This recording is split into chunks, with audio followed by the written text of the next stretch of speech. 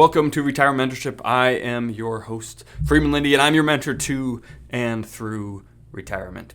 On today's guest on podcast, we're going to appear on other people's podcasts, and we just rebroadcast them here. We're on the Famous Interviews podcast. And in this podcast, we'll talk a little bit about finance. We also have some backstory to me, some personal touches into the way that I view things, a few different questions that he throws out there to me that I wouldn't normally talk about anywhere on this podcast. So maybe just some interesting insights, interesting tidbits there that you're not going to pick up on a normal episode we would do. So I hope you enjoy this interview on Famous Interviews. Again, link to all these podcasts that I guest on or on in the descriptions of the podcasts of our podcast. So if you enjoy his interview style, feel free to check out that podcast as well.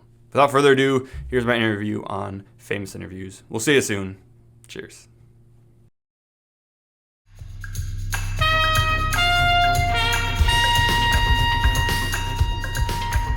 Welcome to a new edition of the Famous Interviews with Joe Domino. On this episode, we talk with author and retirement specialist Freeman Lind. He specializes in working with clients to retire successfully and stay successfully retired. He is the author of 3D Retirement Income, creating a retirement income that outpaces inflation, outlives you, and outperforms others, and hosts the Retire Mentorship podcast. He graduated summa cum laude with the Bachelor of Science in Business Management, focusing on behavioral change leadership. He is a voracious reader and audiobook listener, averaging one a week on topics ranging from finance to psychology, spirituality to health and fitness. He's got a great story. Enjoy. Well, hey, man, it's great to meet you. And I want to begin our conversation with surviving the last 3.5 years or so. Sure. How did you get through the pandemic, and how did it change you? Yeah, well, I'm a financial planner, and so the pandemic was interesting for me because I started in a corporate world, and then we were going independent, and to go independent, we plan this out for a few months and all these things, and our launch date to go independent was April of 2020, which we had decided back in December of 2019, right? And so none of this had happened yet. I remember I heard someone say something about COVID. They called it the coronavirus at first for a long time, right? And they're like, oh, that's whatever, that's elsewhere. And so all this wasn't planned. And so literally we went independent and had to move all of our clients' accounts and money and everything right in the middle of when it was all down 30, 35%. And, the whole world's freaking out and panicking.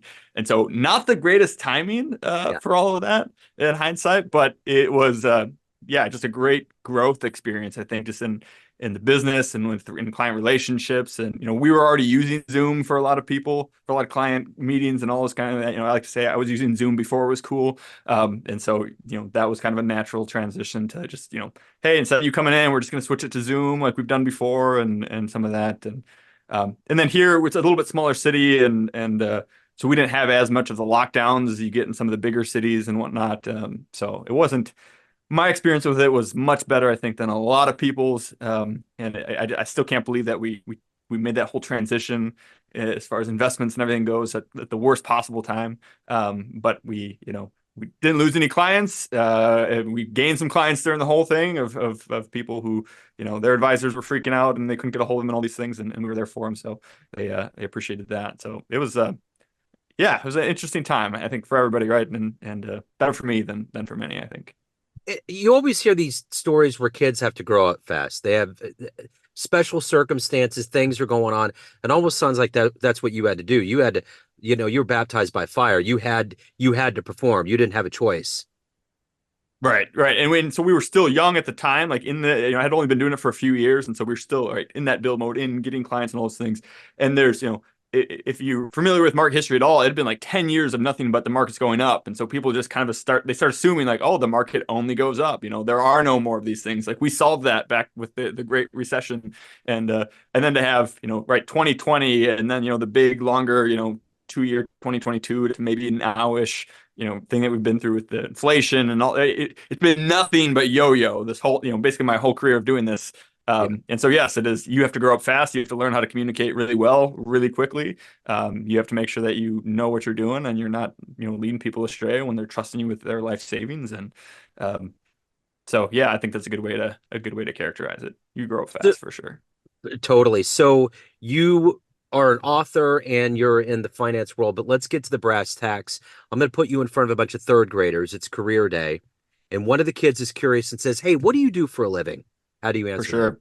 Yeah, I would say, hey, so I help, your grandparents retire to stop working when they're done working, they don't want to work anymore. We help them to stop working and make sure that that money continues to flow and that they can. So it's called retirement, right? And so we will help them retire and to stay retired because anyone can just stop working, right? But do you have what it takes? Do you have all the planning done, and whatnot, so that you can stay retired, stay enjoying your life and your grandkids do the travel that you want to do, enjoy the lifestyle that you want? And still have money left over so that they can leave a little bit of money to your parents and maybe even a little bit to you and your other cousins and whatnot, depending on how everything else goes. So we just want to make sure that they get to make the most of their money, give the least amount of it to the government because we don't like them, the least amount of it to fees and to all these other things, and keep the most amount for themselves and for the ones that they love. So, what did you want to be in the third grade? I was I would consider myself a late bloomer. I didn't was not I was totally different growing up than I am now. Like I was not ambitious. I came from a family that wasn't like particularly ambitious. Like they weren't, they just not a lot there. Um, and so I squandered some opportunities early. I don't remember wanting to be anything through all of grade school, all the way through high school.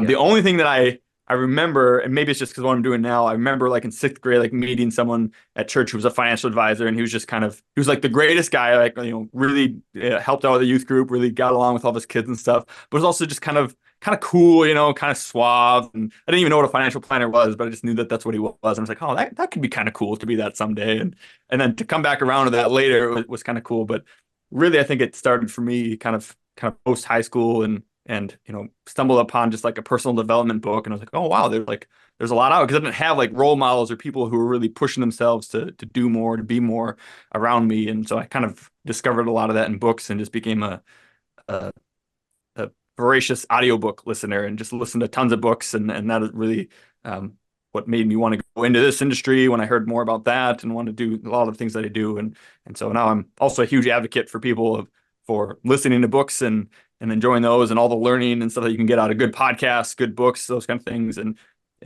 people sometimes poo-poo listening versus like reading books. Like, oh, you don't really read all those books, you just listen to them. I'm like, well, technically listening to people speak has been around a lot longer than reading has, right? For Well tens of put. thousands of years, that's all we learned was Well was put. to learn by audio. And it's only been the past few hundred years that people have been able to read en masse. And so I actually think that if you think about, most people actually would learn better listening to conversations, listening to audiobooks than reading, because reading is not a very natural state for us. And you can do it while you're driving, while you're mowing, while you're doing the dishes, all these other things. And so it's a great way to redeem that time, and time that you're spending doing chores and things that are boring can now become opportunities for learning and growth and pushing yourself. And so it's one of my absolute favorite things to do is listen to good podcasts, listen to good audiobooks.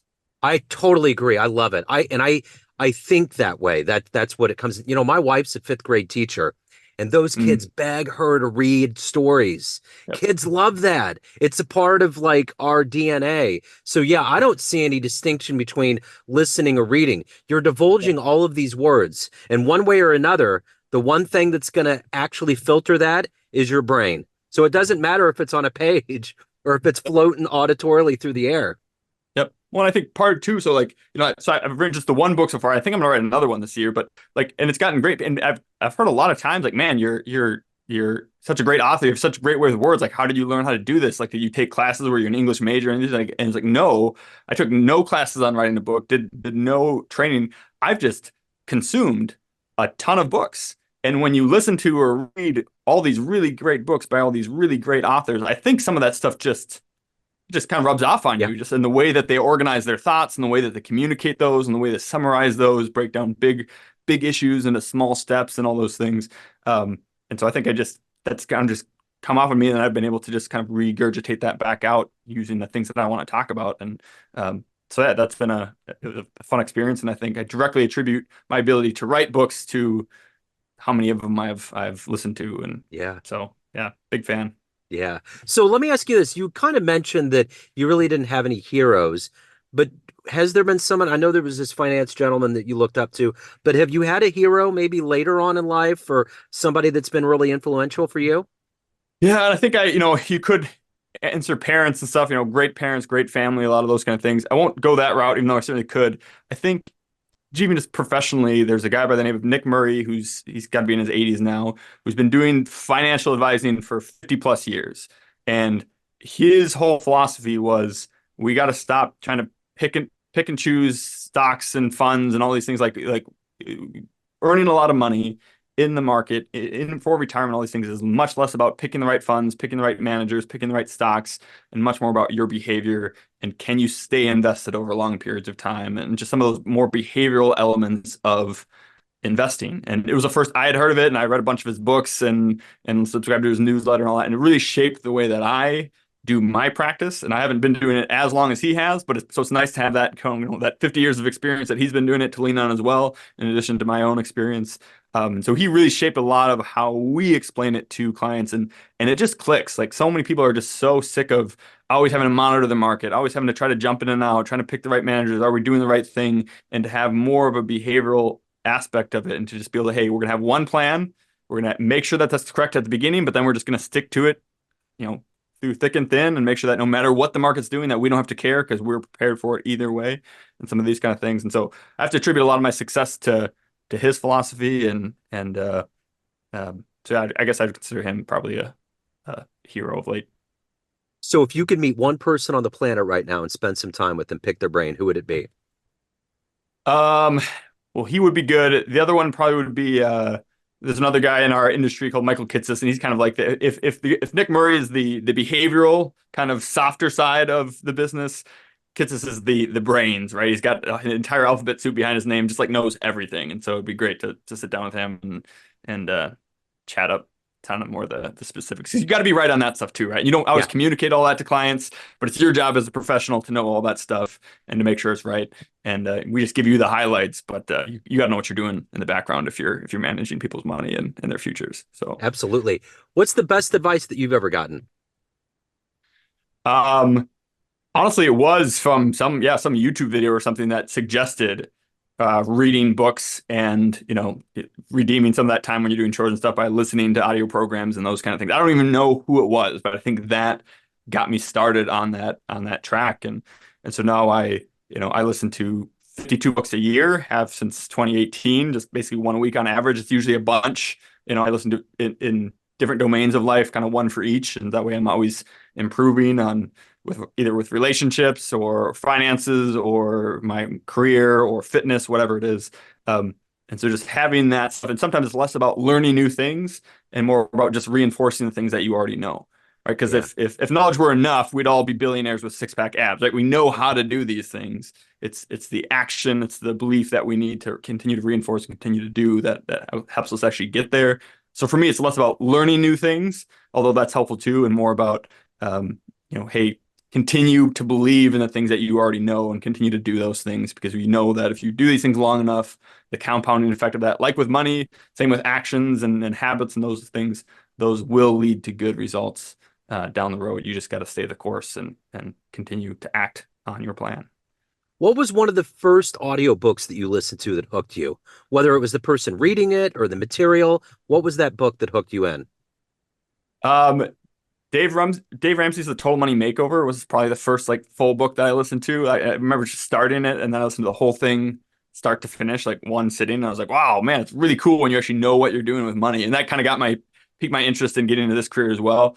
So that one, and then I think it was Eat That Frog by Brian Tracy was one of the first like personal Okay. development books I ever listened to. And it was just so practical. And I was Yeah. like, oh man, these are really good ideas. Like how many other good ideas are there out there? And so I listened to a bunch of his stuff, and then I've got now I've got all my I've been through enough now that I have recommendations that I'd recommend maybe over and above some of those initial books that I listened to. But Yeah. yeah, I mean, Atomic Habits is phenomenal. Some of these other ones. So Yeah. yeah. Right on. So as an author, what's been the best fan letter you've ever gotten? Best response that you've gotten?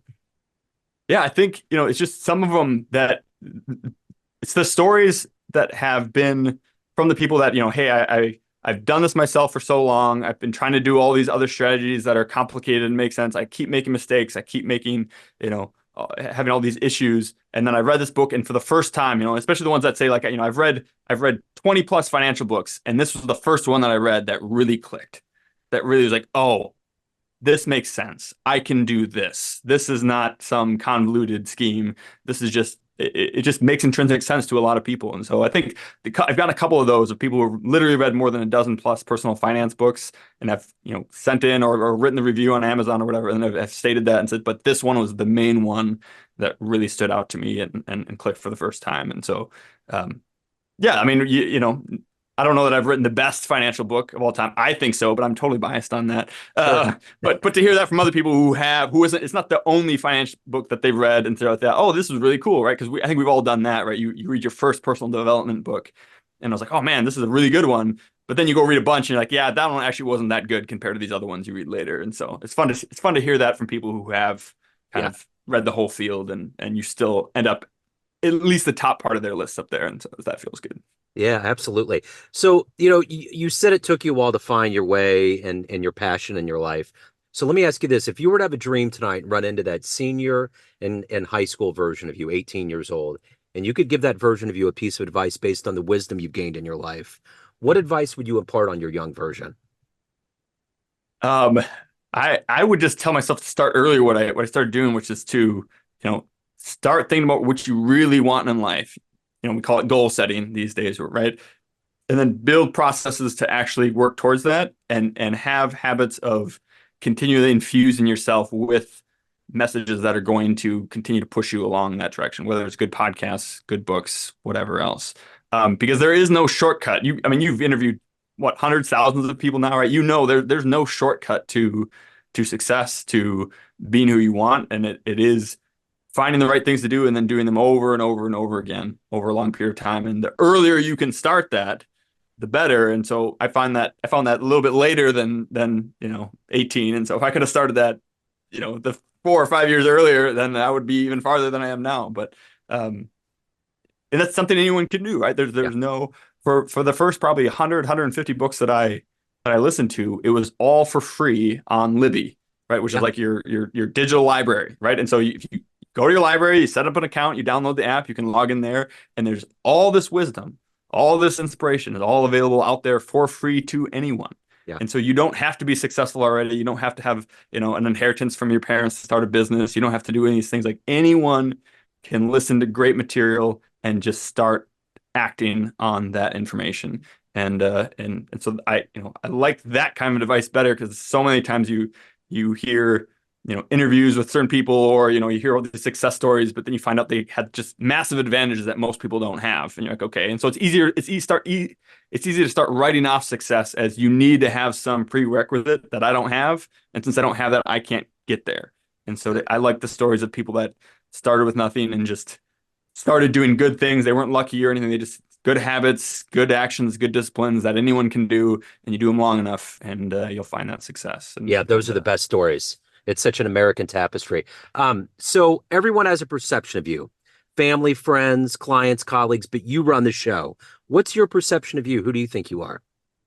That's a good question. I am someone on a journey to trying to have success in all areas of life as I've defined it. And I think, so many of us we're taught to and we pursue success in just one area or maybe two areas of life. Work and financial success is big for a lot of people because it's the kind that you can demonstrate, right? You can drive the fancy car, you can live in the big house, you can have this prestigious title, and so it's an easy way to demonstrate to other people like I'm successful, and their marriage is crumbling, and their kids won't talk to them, and they're becoming unhealthy, and so like I think it can be easy to find success in a couple areas of life at the expense of all the others.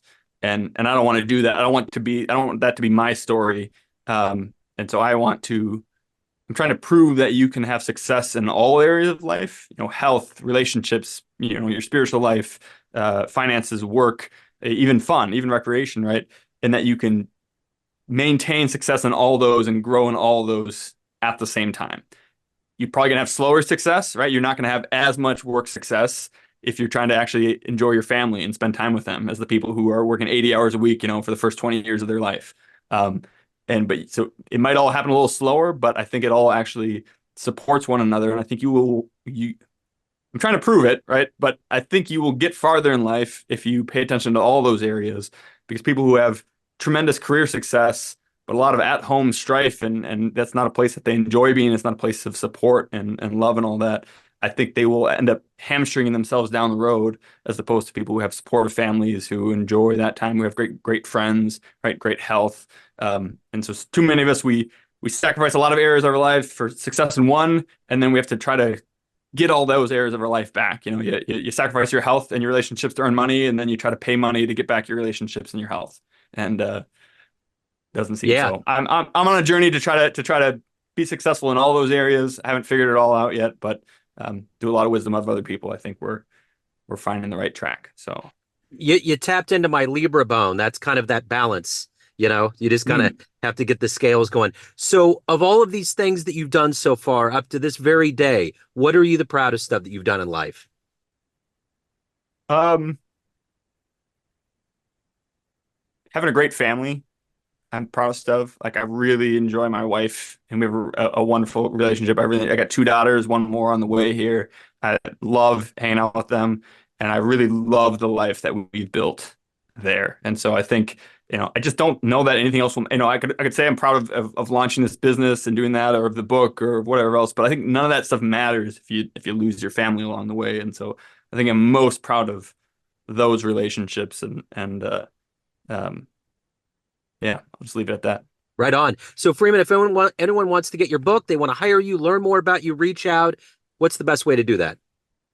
Yeah, so my financial planning practice is Lacrosse Financial Planning. It's named after the city that I live in, but I have this whole separate educational side that I do, which is called Retire Mentorship. It's one word, retirement and mentorship, kind of pushed together there, because we want to be your mentor to and through retirement, right? So you can retire successfully and stay successfully retired. And so all of that's just 100% free resources. We have a weekly podcast, a weekly email that goes out, a quarterly magazine, a bunch of workshops on there. You can get my book for free on there if you sign up, and we'll just send it to you. We want to make because so much of the information that I've got that have improved my life, right, I got for free, like we talked about, right? Free podcasts, Libby for free. Now I pay for it, but so we want to make all this great information available for free to people. You can take action beyond that, right, and actually incorporate those things in your lives and incorporate the financial principles we teach and some of those things. And then we can help you with the implementation as well on our financial planning side. But yeah, retirementorship.com is the best place to find me. There you can find our podcasts and our newsletters and all these things. And it's all there for free to just help people on that journey. And we know that if we help enough people for free, that some of them will come back around and want us to help them on the implementation side too. And we'd rather spend our time generating free content for people than spend our money, advertising to people that don't want to be advertised to, and people will find us. So Yeah, that'd be the best place. makes total sense. Freeman, this has been great, man. Thank you so much. So much good came out of this. Thank you for taking your time out. Have a great 2024. You too. Thanks, Joe. Appreciate it. Thanks for tuning in to another famous interview with Joe Dimino, where we cover the world of art, literature, business, spirituality, music, and more from around the globe. Our esteemed theme music was composed and produced by the great E.E. Pointer of Kansas City's River Cow Orchestra. If you want to hear more interviews, visit the Famous Interviews with Joe Dimino channel on YouTube. You can also find us on Spotify and Apple Podcasts. Thanks again for listening, and until next time.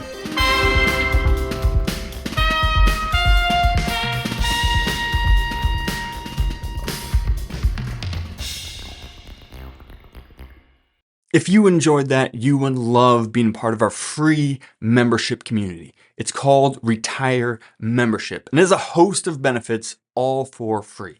For example, you can always buy my book, 3D Retirement Income, on Amazon. But if you join us at Retire Membership, we will send you either a hard copy or paperback for free, provide the ebook and the audiobook so that you can listen to it if you don't have time to read it. In addition to that, we'll also provide you with a bunch of content that you can't get anywhere else. For example, we have our quarterly Retire Mentorship magazine, which comes out quarterly and has no ads whatsoever. It's just timely content to help you stay the course. We also have workbooks for our free online workshop to help you get the most out of those, flowcharts to help you make better decisions, and a weekly email to provide timely content that you can unsubscribe from at any time. We never ask for any payment information, and we never share your information with anyone else. We just want to provide timely content and help you stay the course to retire successfully and stay successfully retired. There's no reason to wait, so join us now at retiremembership.com, or you can click in the link in the description and it'll go right there. We can't wait to see you in the community. Cheers.